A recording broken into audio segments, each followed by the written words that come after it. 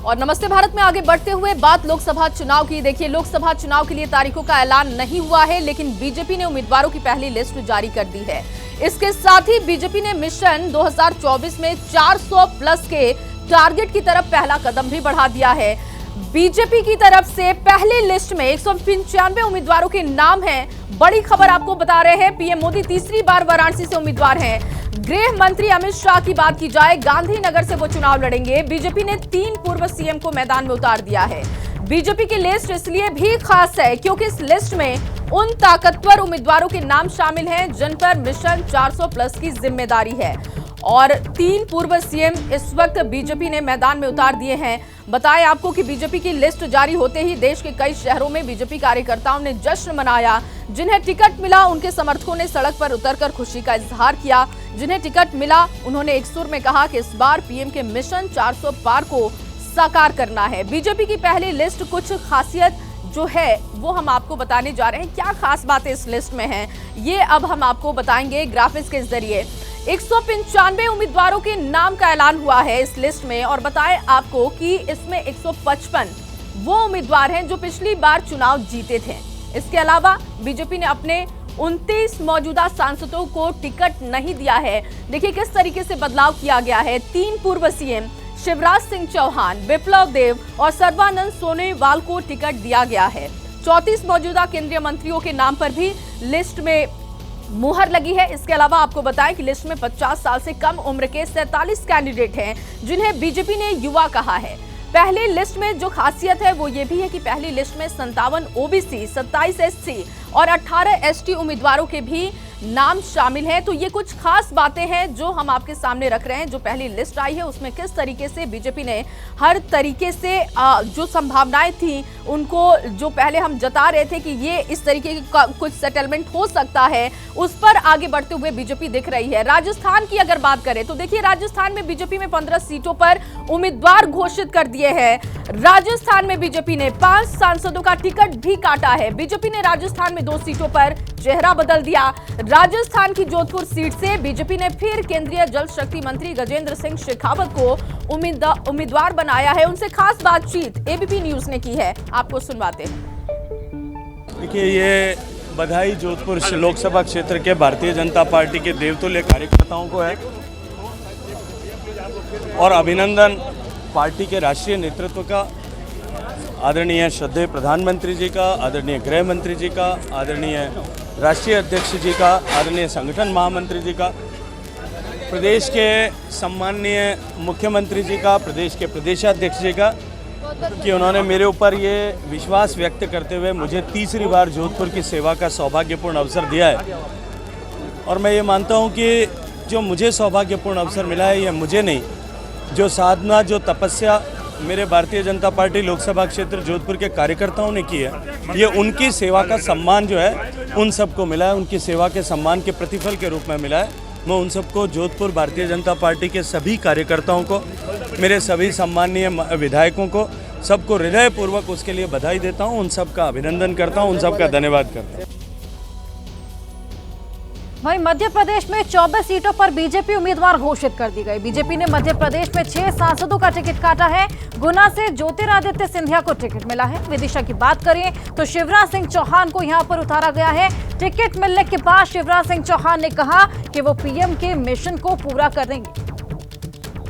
मध्य प्रदेश के पूर्व मुख्यमंत्री शिवराज सिंह चौहान है, जिनको विदिशा से प्रत्याशी बनाया गया है लोकसभा सीट में दावेदार। सर, आपको एबीपी न्यूज़ पे पहले तो बहुत बहुत बधाई है सर। धन्यवाद आपको। हाँ सर, आपको वापस उतारा गया मैदान में विदिशा से, तो इस बार क्या रणनीति? भारतीय जनता पार्टी मेरी माँ है, राष्ट्रीय पुनर्निर्माण का मेरे लिए, हम लोगों के लिए मिशन है।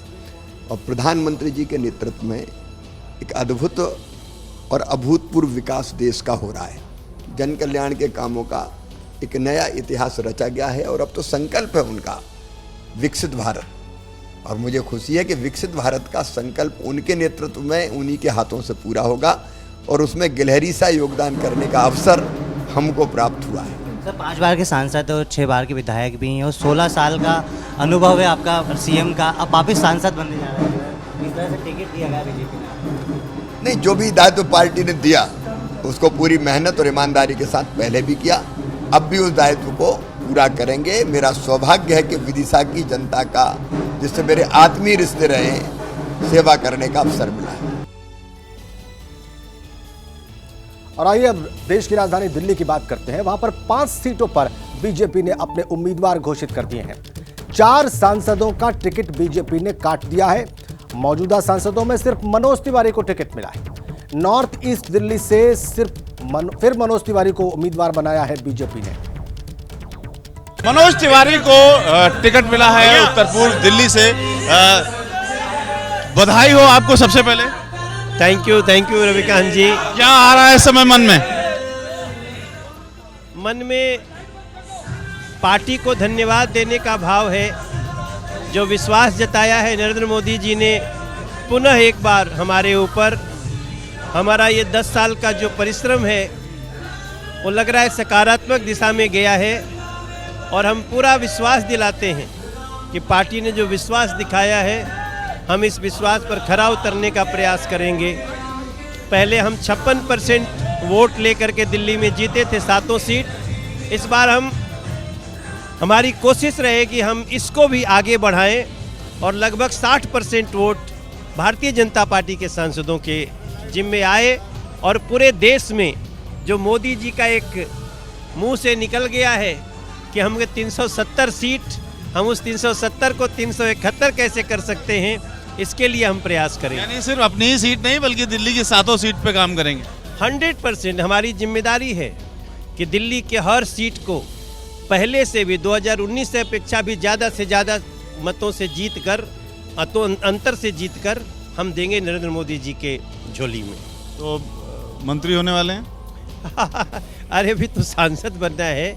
और देखिए, पार्टी ने विश्वास जताया, ये अपने आप में एक बहुत बड़ा कार्यकर्ता के रूप में बहुत बड़ी एक बात है हम सब के लिए। हमारा एक ही भाव है कि हम कह रहे हैं कि भारत की बड़ी खुशियों का हो गया मुहूर्त है, और तीसरी बार फिर से हमें मोदी की जरूरत है। आम आदमी पार्टी और कांग्रेस के साथ आ जाने से कुछ सीटों पर दिक्कत आएगी और आसान हो जाएगी हमारी लड़ाई, क्योंकि आम आदमी पार्टी के कार्यकर्ता भी निराश हैं और कांग्रेस के कार्यकर्ता भी हताश हैं। उन्होंने कभी नहीं सोचा था कि अरविंद केजरीवाल और राहुल गांधी ऐसे एक ही थैली के चट्टे बट्टे निकलेंगे, ऐसे लोग मिले होंगे। आज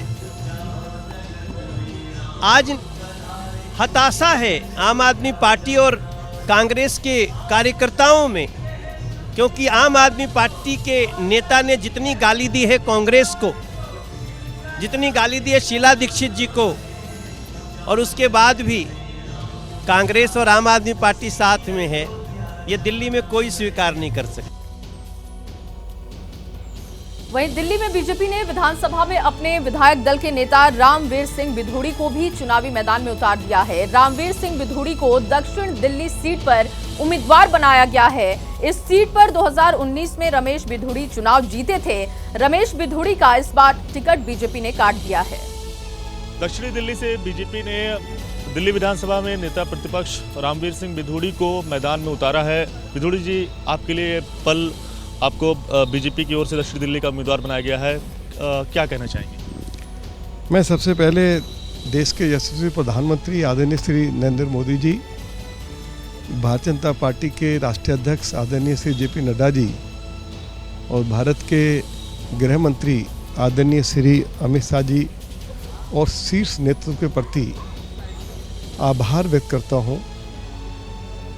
हम सभी कार्यकर्ताओं का, देशवासियों का यही सपना है कि विकसित भारत बनाने के लिए फिर एक बार मोदी सरकार, और हमें पूरी उम्मीद है कि 400 से ज़्यादा सीटें श्री नरेंद्र मोदी जी के नेतृत्व में भारतीय जनता पार्टी जीतेगी। दिल्ली की साथ के साथ लोकसभा की सीट पर भारतीय जनता पार्टी के उम्मीदवार भारी बहुमत के साथ जीतेंगे। 70% से ज़्यादा वोट इस बार भारतीय जनता पार्टी के उम्मीदवारों को मिलेगा। 2019 में लगभग 60% वोट मिला था और इस बार 70% से ज़्यादा वोट मिलेगा। सातों की सातों सीटें जीतेंगे और पूरे देश में 400 से ज़्यादा सीटें श्री नरेंद्र मोदी जी के नेतृत्व में भाजपा जीतेगी और श्री नरेंद्र मोदी देश के तीसरी बार प्रधानमंत्री बनेंगे। ये हम सभी का और देशवासियों का सपना है जो पूरा होगा। सभी की इच्छा है विकसित भारत बनाने के लिए मोदी जी के हाथों को मजबूत करना है, ये हम सभी का सपना है। और दिल्ली में जहाँ जहाँ मुझे जाने का मौका मिला है पिछले 1 महीने में, मुझे लगता है कि आम आदमी पार्टी और कांग्रेस पार्टी को झंडा उठाने के लिए भी पार्टी के कार्यकर्ता नहीं मिलेंगे। प्रधानमंत्री जी के नाम पर पूरी दिल्ली में 7 के 7 उम्मीदवारों को 70% से ज़्यादा वोट मिलेंगे। और वही केंद्रीय मंत्री मीनाक्षी लेखी का टिकट कटा है। नई दिल्ली सीट से बांसुरी स्वराज को यहां पर टिकट मिला है। ऐसे में बांसुरी स्वराज दिग्गज बीजेपी नेता सुषमा स्वराज की बेटी हैं। बांसुरी नई दिल्ली सीट से अपना पहला चुनाव लड़ेंगी। मीनाक्षी लेखी का टिकट कटा और ऐसे में नई दिल्ली सीट से बांसुरी स्वराज को टिकट मिला। पहले तो एबीपी न्यूज की ओर से बहुत बहुत बधाई। बहुत धन्यवाद, बहुत बहुत धन्यवाद। क्या फीलिंग है आपकी इस समय? जी, मैं बहुत ज़्यादा कृतज्ञ महसूस कर रही हूँ कि हमारे यशस्वी प्रधानमंत्री श्री नरेंद्र मोदी जी, हमारे माननीय गृह मंत्री श्री अमित शाह जी, हमारे राष्ट्रीय अध्यक्ष माननीय नड्डा जी, हमारे संगठन महामंत्री, राष्ट्रीय संगठन महामंत्री माननीय BL संतोष जी, हमारे प्रदेश अध्यक्ष श्री वीरेंद्र सचदेवा जी, हमारे संगठन महामंत्री प्रदेश में श्री पवन राणा जी और हमारे दिल्ली प्रदेश के प्रभारी श्री जय पांडा जी और सह प्रभारी बड़ी बहन अलका गुर्जर जी की और पूरे संगठन की, भारतीय जनता पार्टी की एक एक कार्यकर्ता की कि उन्होंने ये अवसर दिया है। अब की बार 400 पार, फिर एक बार मोदी सरकार। इसी संकल्प से भारतीय जनता पार्टी का एक एक कार्यकर्ता नई दिल्ली लोकसभा सीट पर पूरी मेहनत करेगा और इस बार तीसरी बार हमारे यशस्वी प्रधानमंत्री श्री नरेंद्र मोदी जी को प्रधानमंत्री बनाएगा। आप प्रचार में जाएंगी, क्या है बांसुरी स्वराज का मतलब दिल्ली में खासतौर से सीट के मामले में? बांसुरी स्वराज का अर्थ है भाजपा के कार्यकर्ता। मोदी जी की गारंटी पर वोट मांगेंगे, मोदी जी की विकास की नीतियों पे वोट मांगेंगे। देखिए, मोदी जी की गारंटी पूरी होने की गारंटी है और मैं जानती हूं कि भारत की जनता को हमारे लोकप्रिय यशस्वी प्रधानमंत्री श्री नरेंद्र मोदी जी की विकास की नीतियों पे अटूट विश्वास है। बांसुरी स्वराज, जिनको अभी आप देख रहे थे, पहली बार चुनाव लड़ रही हैं। और आइए अब आपको छत्तीसगढ़ की खबर बताते हैं। वहां पर सभी 11 सीटों पर बीजेपी ने उम्मीदवारों के नाम का ऐलान कर दिया है। छत्तीसगढ़ में बीजेपी ने 3 महिलाओं को टिकट दिया है। प्रदेश के मंत्री ब्रजमोहन अग्रवाल को रायपुर से टिकट दिया गया है। ये बड़ी अपडेट छत्तीसगढ़ से। सीटों के लिए उम्मीदवारों का नाम का चयन हो गया है। हमारे साथ ब्रजमोहन अग्रवाल हैं रायपुर से आपको दावेदार बनाया गया। पार्टी के शीर्ष नेतृत्व ने जो निर्णय लिया है उसको मैं सिरोधार्य करता हूं। पार्टी केंद्रीय नेतृत्व को इस विश्वास को करने के लिए मैं धन्यवाद देता हूं, आभार व्यक्त करता हूं और उन्होंने जो विश्वास व्यक्त किया है उसके ऊपर में मैं खरा उतरूंगा, इस बात का भी विश्वास दिलाता हूं। लेकिन कई सांसदों के टिकट भी काटे गए हैं, उसे कैसे देखते हैं? अब केंद्रीय नेतृत्व का जो निर्णय है वो हर कार्यकर्ता को स्वीकार होता है और केंद्रीय नेतृत्व जो भी निर्णय लेता है वो सोच समझ कर लेता है। तो निश्चित रूप से हम सब कार्यकर्ताओं को केंद्रीय नेतृत्व के निर्णय को स्वीकार करना चाहिए और इसलिए मैं ये मानता हूँ कि किसी का काटा है और किसी को दिया है, ये नहीं मानकर पार्टी ने जो बेस्ट करना चाहिए वो उन्होंने किया है। अच्छा, महिलाओं की भी दावेदारी की बात आ रही थी, तो महिलाओं को भी टिकट दिया गया, सरोज पांडे को दिया गया, रूप कुमारी चौधरी को, कमलेश को। देखिए, मोदी जी ने 2026 में महिला आरक्षण को लागू करने की बात की थी, परंतु उन्होंने टिकट वितरण में छत्तीसगढ़ में तो उसके पहले ही 2024 में ही महिला आरक्षण को साबित कर दिया है। इसलिए मोदी जी जो कहते हैं उसको सिर्फ करते नहीं हैं, जब भी मौका मिलता है अगर उसके पहले भी करना पड़े तो उसको भी उन्होंने करके दिखा दिया। चुनावी रणनीतिकार माने जाते हैं आप, तो रायपुर के साथ जो है पूरी 11 लोकसभा सीटें जीतने की जिम्मेदारी भी रहेगी, कैसे करेंगे? से हम 11 की 11 लोकसभा सीटें जीत कर आएंगे और सिर्फ 11 लोकसभा सीटें जीत कर नहीं आएंगे, छत्तीसगढ़ की हवा, छत्तीसगढ़ का माहौल, छत्तीसगढ़ का वातावरण, सराउंडिंग जो हमारे 7 राज्य हैं वहाँ की भी हम सीटें जीतेंगे और जो एनडीए का 400 पार का वादा है उसको पूरा करेंगे। ये हैं बृजमोहन अग्रवाल। इनका साफ तौर पे कहना है कि 11 की जो लोकसभा सीटें हैं छत्तीसगढ़ की वो तो जीतेंगे ही, इसके अलावा जो है एनडीए की जो बात कही जा रही थी कि 400 सीटें आएंगी देश में तो वो भी जीतेंगे। तो कहीं ना कहीं इनका साफ तौर पे है कि 2024 का जो रण है उसमें बीजेपी की एक बार फिर से जीत होगी। कैमरा पर्सन दुर्गेश साहू के साथ जयप्रकाश त्रिपाठी, एबीपी न्यूज़, रायपुर। और अब बात जम्मू कश्मीर की, जहां जम्मू कश्मीर में 2 सीटों पर बीजेपी ने उम्मीदवार घोषित कर दिए। उधमपुर से अगर बात की जाए तो डॉक्टर जितेंद्र सिंह को टिकट दिया गया है। जम्मू से जुगल किशोर शर्मा को उम्मीदवार चुना गया है। जुगल किशोर शर्मा जम्मू सीट से 2 चुनाव जीत चुके हैं। बीजेपी ने उन्हें तीसरी बार उम्मीदवार बनाया है। सूची में इस बार जम्मू से जिनको टिकट मिली है वो पहले से ही जम्मू लोकसभा सीट को 2 बार रिप्रेजेंट कर चुके हैं, प्रदेश अध्यक्ष रह चुके हैं और साथ में जम्मू की नगरोटा कॉन्स्टिट्यूएंसी से भी वो एमएलए रह चुके हैं। मैं बात कर रहा हूं जुगल किशोर शर्मा की, जिन्हें तीसरी बार इस बार बीजेपी ने मौका दिया है जम्मू लोकसभा सीट से। जुगल जी बहुत बहुत बधाई। और पहली प्रतिक्रिया आपकी जब आपका नाम लिया। देखिए, मैं आभार प्रकट करना चाहता हूं देश के प्रधानमंत्री नरेंद्र मोदी जी का, राष्ट्रीय अध्यक्ष जेपी नड्डा साहब का और गृह मंत्री अमित शाह जी का और शीर्ष केंद्रीय नेतृत्व का, जिन्होंने एक बार फिर से मुझ पर विश्वास करते हुए जनता की सेवा करने का मुझे मौका दिया है। यह मौका तभी संभव हो पाया है जब प्रदेश की टीम ने जहां से हमारे कार्य को देखा होगा, हमारी कार्यशैली को देखा होगा, जनता के तालमेल को देखा होगा, जो कार्य पार्टी ने दिया हमने उसे बखूबी निभाया। जुगल जी, काफी लंबा अनुभव है आपको राजनीति का। इस बार क्या मुद्दे आप समझते हैं वो हैं जो आपको फिर लोकसभा के सांसद के रूप में वहां लोकसभा में बिठाएंगे? देखिए, जम्मू कश्मीर की बेहतरी के लिए काम करना ही हमारा लक्ष्य है। यो गैप पिछले 50-60 वर्षों से रहा है धारा 370 के कारण, और जब से धारा 370 हटी है, केंद्र में नरेंद्र मोदी आए हैं, वो सारे कार्य तो अब शुरू हुए हैं जो वर्षों पहले होने चाहिए थे। अब देश के नागरिकों को और विशेष तौर पर जम्मू कश्मीर के नागरिकों को जब विश्वास हो गया है कि नरेंद्र मोदी जी के नेतृत्व में ही जम्मू कश्मीर जो है वो आगे बढ़ सकता है, तो उसी तर्ज पर आगे बढ़ेंगे, लोगों की सेवा करेंगे। जुगल जी, पिछली बार आप 3.5 लाख के वोटों के आसपास जीते थे, इस बार क्या मार्जिन? लीड उससे भी ज्यादा होगी। कारण यह है कि आज देश और जम्मू कश्मीर के नागरिकों को जो विश्वास हो चुका है कि देश के प्रधानमंत्री नरेंद्र भाई मोदी जी के साथ आगे बढ़ना है, इसलिए जो उन्होंने कार्य किए हैं उससे लोग संतुष्ट हैं, तो मार्जिन बढ़ेगा ही बढ़ेगा।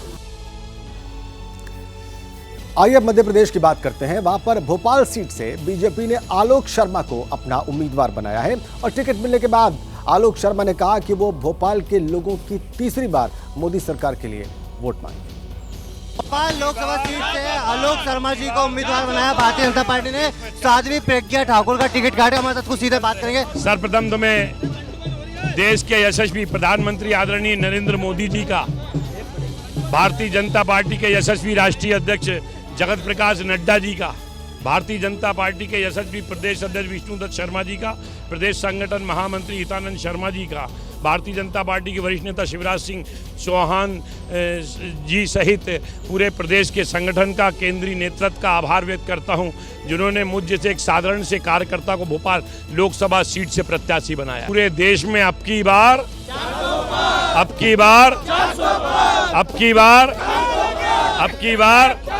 इस बार पूरे देश में 400 से अधिक सीटें आने वाली है। देश की जनता, देश के यशस्वी प्रधानमंत्री आदरणीय नरेंद्र मोदी जी को बड़ी आशा भरी निगाहों से देख रही है।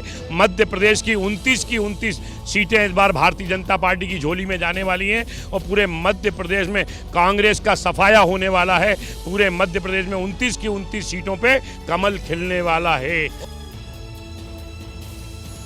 और अब बात दिल्ली की। दिल्ली में चांदनी चौक सीट से डॉक्टर हर्षवर्धन का टिकट कटा है। बीजेपी ने प्रवीण खंडेलवाल को यहां पर टिकट दिया। चांदनी चौक से डॉक्टर हर्षवर्धन को टिकट नहीं मिला इस बार। प्रवीण खंडेलवाल जी हमारे साथ हैं। सर, टिकट आपको मिला, कितनी उम्मीद थी? टिकट मिला, इसकी उम्मीद तो थी, क्योंकि जिस प्रकार से प्रधानमंत्री जी ने परिवर्तन किए हैं, लेकिन ये उम्मीद नहीं थी कि भाजपा के इतने छोटे से कार्यकर्ता को जो सीताराम बाजार की गलियों में रहा, उसको चांदनी चौक का प्रतिनिधित्व करने का मौका मिलेगा। उसके लिए मैं प्रधानमंत्री जी का और भाजपा नेतृत्व का आभार व्यक्त करता हूं। और अब की बार 400 पार हम रिकॉर्ड मार्जिन से चांदनी चौक की सीट जीत रहे हैं। तो इस बार जब आप प्रचार में जाइएगा तो क्या लोगों से कहने वाले हैं? प्रधानमंत्री मोदी का नेतृत्व और उस नेतृत्व में आने वाले 5 साल में देश 5 ट्रिलियन की इकोनॉमी को करेगा और उसके साथ साथ जो बुनियादी समस्याएं हैं वो सारी बुनियादी समस्याएं हल होंगी। प्रधानमंत्री जी का जो एजेंडा होगा, हम उस एजेंडे को गांव-गांव तक, शहर-शहर तक, कोने-कोने तक, गली तक, मोहल्ले तक, सब जगह लेके जाएंगे। कुछ न कुछ वादे नेता करते ही हैं, क्या आप वादे करने वाले हैं चांदनी चौक की जनता से? देखिए, अभी तो टिकट अनाउंस हुआ है, अभी नेतृत्व के साथ भी बैठना होगा और प्रायोरिटीज तय होंगी, तो अभी उसमें 2-4 दिन का समय लगेगा। लेकिन ये बात सही है कि वादे नहीं होंगे, काम होगा। भाजपा के हर व्यक्ति का धन्यवाद है जिन्होंने मेरे कैंडिडेचर को सपोर्ट किया। तो प्रवीण खंडेलवाल चांदनी चौक से टिकट मिला है। पहले हर्षवर्धन वहां से थे, अब प्रवीण खंडेलवाल चांदनी चौक से बीजेपी के प्रत्याशी हैं। कैमरामैन मान के साथ रविकांत, एबीपी न्यूज़, दिल्ली।